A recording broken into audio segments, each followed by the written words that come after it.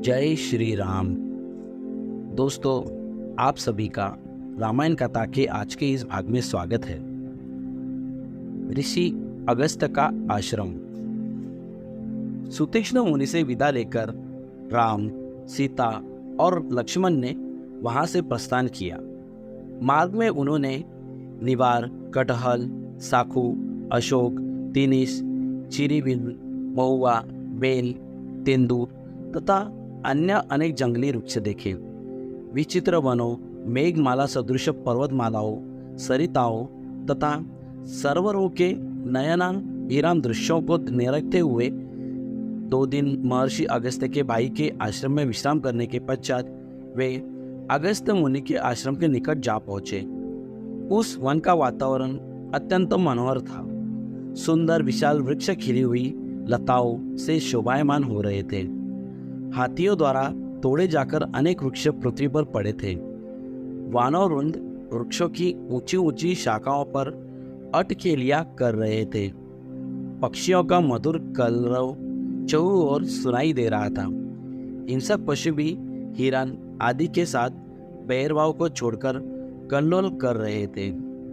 उन्हें देखकर राम लक्ष्मण से बोले, हे लक्ष्मण, महर्षि अगस्त्य के आश्रम के अद्भुत प्रभाव से जन्मजात शत्रु भी एक दूसरे की हत्या करना भूलकर परस्पर स्नेह का बर्ताव कर रहे हैं। यह महर्षि के तपोबल का ही प्रभाव है। यहाँ आकर राक्षस भी उपद्रव करना भूल जाते हैं। मैंने सुना है कि महर्षि अगस्त्य से प्रभावित होकर अनेक राक्षसों ने अपनी तामसी वृत्ति को त्याग दिया है और महर्षि के अनन्य भक्त बन गए हैं। इस युग के ऋषि मुनियों में महामुनि अगस्त्य का स्थान सर्वोपरि है। उनकी कृपा से यहाँ के देवता, राक्षस, यक्ष, गंधर्व, नाग, किन्नर आदि सब मानवीय धर्मों का पालन करते हुए अत्यंत प्रेम पूर्वक अपना जीवन यापन करते हैं। इस शांतिप्रद वन में चोर, डाकू, लंपट, दुराचारी व्यक्ति आने का साहस नहीं करते। ऐसे महात्मा महर्षि के दर्शन का सौभाग्य आज हमें प्राप्त होगा। तुम आश्रम में जाकर हम सबकी यहाँ आने की सूचना दो। राम जी की आज्ञा पाकर लक्ष्मण आश्रम के भीतर गए और महर्षि के एक शिष्य से बोले, हे सौम्य, कृपया करके तुम महर्षि अगस्त्य को सादर सूचित करो कि अयोध्या के तेजस्वी सम्राट दशरथ के ज्येष्ठ पुत्र श्री रामचंद्र जी अपनी पत्नी जनक नंदिनी सीता के साथ उनके दर्शन करने के लिए पधारे हैं। वे आश्रम में प्रवेश की अनुमति की प्रतीक्षा कर रहे हैं। शिष्य से लक्ष्मण का संदेश सुनकर अगस्त्य मुनि बोले, तुमने यह अत्यंत आनंददायक समाचार सुनाया है। राम की प्रतीक्षा करते हुए मेरे नेत्र थक गए थे।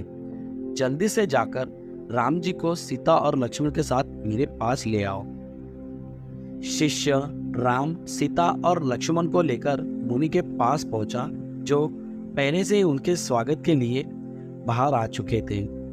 तेजस्वी मुनि को स्वयं स्वागत के लिए बाहर आया देख राम ने श्रद्धा से सिर झुकाकर उन्हें प्रणाम किया। सीता और लक्ष्मण ने भी उनका अनुसरण किया। अगस्त्य मुनि ने प्रेम पूर्वक उन सबको बैठने के लिए आसन दिए। कुशल क्षेम पूछने तथा फल फूलों से उनका सत्कार करने के पश्चात वे बोले, हे राम, मैंने 10 वर्ष पूर्व तुम्हारे दंडक वन में प्रवेश करने का समाचार सुना था।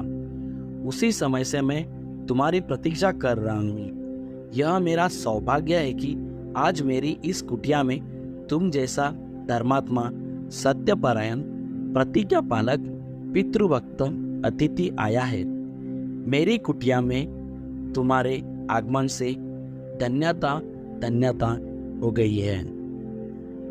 दोस्तों, इसके आगे की कहानी रामायण कथा के अगले भाग में। धन्यवाद। जय श्री राम।